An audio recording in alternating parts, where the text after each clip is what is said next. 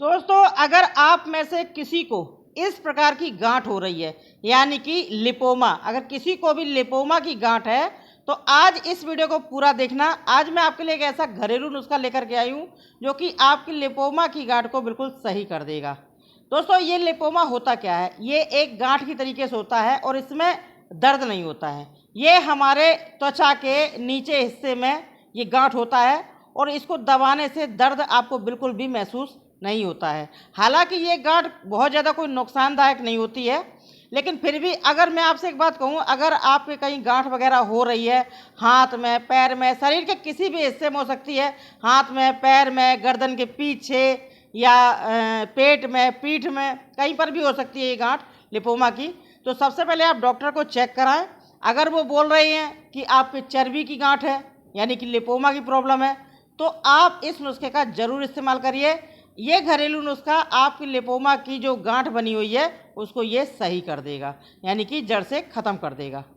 तो आपको सबसे पहले डॉक्टर को दिखाना है और उसके बाद में घरेलू नुस्खे का इस्तेमाल करना है, क्योंकि भाई गांठ वाली बात है तो डॉक्टर दिखाना बहुत ज़रूरी है। पता नहीं चर्बी गांठ है या किसकी है, ठीक है। तो इस गांठ को, जो लिपोमा की गांठ होती है, जो मांस की गांठ होती है, इसको हम हिला जुला सकते हैं।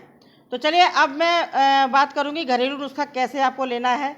तो सबसे पहले नुस्खे में लेना है दही। दही यानी कि कर्ड। तो जो दही में क्या होता है दोस्तों, लैक्टिक एसिड होता है, यानी कि इसमें खट्टापन होता है। तो ये जो दही होता है ये लिपोमा की गांठ को पिघलाने में बहुत तेज़ी से मदद करता है और दही खाने में कोई साइड इफ़ेक्ट नहीं है, आपको फ़ायदा ही करेगा, आपका पेट भी अच्छा रखेगा और आपकी जो लिपोमा की गांठ है तो उस गांठ को ये दही बिल्कुल पिघला देगा। अब अकेला दही काम नहीं कर पाएगा, इसके साथ में हमें एक चीज़ और मिलानी है। अब सबसे पहले हम बात करें दही को लेना कैसे, यानी कि दही कौन सा लेंगे। आपको जो दही लेना है, बहुत ज़्यादा खट्टा दही का सेवन नहीं करना है। आप रात में दूध को जमाइए और सुबह दही लीजिए, या फिर आप मार्केट वाला भी दही ले सकते हैं, लेकिन अगर घर में बना सकें तो सबसे ज़्यादा अच्छा है, ठीक है, क्योंकि मार्केट वाली चीज़ों में मिलावट होती है। तो आप पैसे चाहें तो घर में बना सकते हैं, नहीं तो फिर मार्केट का ले सकते हैं। तो आपको क्या करना है, एक कटोरी लेना है दही और इसके बाद में जो हम दूसरी सामग्री लेंगे वो है दोस्तों चूना। ये कौन सा चूना है? ये शुद्ध वाला चूना है, ये शुद्ध किया हुआ, ये दीवार में पोतने वाला चूना नहीं है। ये चूना आपको लेना है पान वाले भैया की दुकान से।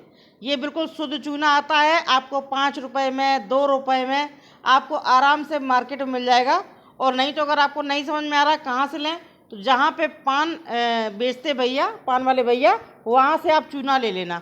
अब चूना की डिब्बी आप ले आए, अब चाहे आपके पास में सूखा वाला चूना हो या फिर आपके पास में गीला चूना हो। ये मेरे पास शीशी रखी थी, ये चूना, इसका जो पानी है वो सूख गया है। तो अगर आपके पास में गीला है तो गीला वाला चूना ले सकते हैं, और अगर इस तरीके से सूख गया है तो सूखा वाला भी ले सकते हैं, क्योंकि ऐसा कुछ नहीं कि सूखने के बाद में इसका पोषक तत्व तो कहीं चला जाता है, ऐसा कुछ नहीं है। तो आपको क्या करना है, ये लेना है चूना जो हम पान में लगा करके खाते हैं। तो ये चूना लेकर के आपको कितना इसमें मिलाना है, दही में मिलाना है आपको चूना। अब चूना हमें कितना खाना है, ओवर कोई भी चीज़ें नहीं खानी है, जितनी मैं आपको बता रही हूँ उतना ही आप इसका रेशियो लेना, यानी कि उतना ही नाप लेना। दोस्तों, आपसे एक रिक्वेस्ट है, अगर आप लोग नम्रता भदौरिया चैनल को पसंद करते हैं तो इस चैनल को सब्सक्राइब करिए, वीडियो को लाइक करिए, दोस्तों में शेयर कर दीजिए। और अगर आप फेसबुक में इस वीडियो को देख रहे हैं तो प्लीज़ फॉलो माय चैनल और मुझे कमेंट करके बताना अगली वीडियो किस टॉपिक पर चाहिए, ठीक है। और आप लोग कहाँ कहाँ से मेरी वीडियो देख रहे हैं तो वो ही मुझे बताना। तो यहाँ पे हमने ले लिया है 1 कटोरी दही और इस दही में हम डाल देंगे इस चूने को।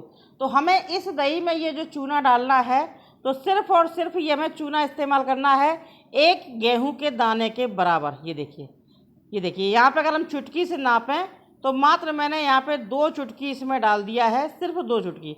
यानी कहने का मतलब है 1 गेहूं के दाने के बराबर हमें चूना लेना है, बस इससे ज़्यादा आप बिल्कुल मत लेना। अब इस चूने को इस दही में अच्छे से घोल दीजिए ताकि चूना और दही अच्छे से आपस में घुल जाए, ठीक है। तो अब आपको इस तरीके से मिला करके अब इसे लेना कैसे है, और इसके साथ में थोड़ा सा आपको परहेज भी करना है, तो इसलिए वीडियो पूरा देखना। तो आपको क्या करना है, इस दही को आपको आप चाहें तो सुबह नाश्ते में ले लें, यानी जब सुबह आप नाश्ता कर रहे हैं तो नाश्ता कर लीजिए और उसके बाद में आप इस दही को खा लीजिए। और या फिर आप दोपहर में खाना खाने के टाइम पर ले सकते हैं, या फिर आप रात में तो दही खाना नहीं चाहिए, ठीक है, तो आप सुबह नाश्ते में या फिर दोपहर में खाने में ले सकते हैं। तो सुबह या दोपहर में आप इस दही को खा सकते हैं और आपको इसे लगातार 1 महीने तक सेवन करना है, 1 महीने तक लगातार। और इसके बाद में आपको इसमें यानी कि जो दही तो आप खाएंगे ही खाएंगे, इसके साथ साथ आपको फल कौन से खाने हैं? आपको फल खाने हैं संतरे, जामुन, बेर, जो मौसमी फल आपको मिले, जैसे कि इनमें से ये मौसम में मिलते हैं ना, संतरे, जामुन और बेर। और इसके साथ में आपको अनाज कौन सा खाना है? जौ और दलिया खा सकते हैं, ठीक है ना, जौ और दलिया। और टोफू जैसी मछलियाँ खा सकते हैं जो नॉनवेज खाते हैं। और इसमें आप राइस में क्या ले सकते हैं? ब्राउन वाले राइस आते हैं, उनको आप खा सकते हैं, थोड़ा सा, ज़्यादा, बहुत ज़्यादा नहीं, ज़्यादा क्वांटिटी में कुछ मत खाना, ठीक है। बस इतना आप परहेज कर लीजिए और हरी सब्जियां खाइए। और बस फास्ट फूड, आप जो बाहर का सामान है वो थोड़ा कम ही सेवन करिएगा। बस इतना सा आप कर लेना और इसे लगातार आप 1 महीने तक सेवन करिए। आपकी लिपोमा की जो गांठ है वो पिघल जाएगी और आपको पता भी नहीं चलेगा। लेकिन हाँ, इस इलाज को करने से पहले आप सबसे पहले डॉक्टर को दिखाएंगे, क्योंकि भाई खतरा मोल नहीं लेना है। पहले डॉक्टर दिखाइए, चेकअप कराइए, डॉक्टर बोल दें कि ये चर्बी की गांठ है तो आप घरेलू नुस्खा इस्तेमाल करिए, आपकी लिपोमा की जो गांठ है वो पिघल जाएगी। वीडियो पसंद आया हो तो लाइक करें, शेयर करें, चैनल को सब्सक्राइब करें। मिलती हूँ नई वीडियो के साथ, तब तक के लिए नमस्कार।